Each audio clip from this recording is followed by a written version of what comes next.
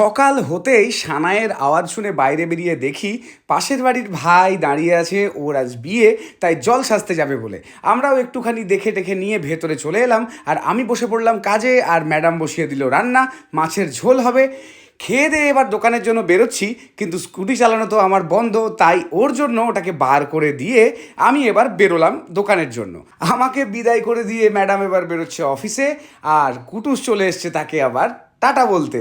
তো সারাদিন অফিসে কাটিয়ে বিকেল হতেই ম্যাডাম চলে এলেন বাড়ি, আর একদম ডিনারের জন্য ডিমের ঝোল ভাতটা বসিয়ে দিলেন, কারণ রাত্রেবেলায় আমাদের আবার একটু কাজ আছে, রান্নাবান্না করার মনে হয় না সময় হবে।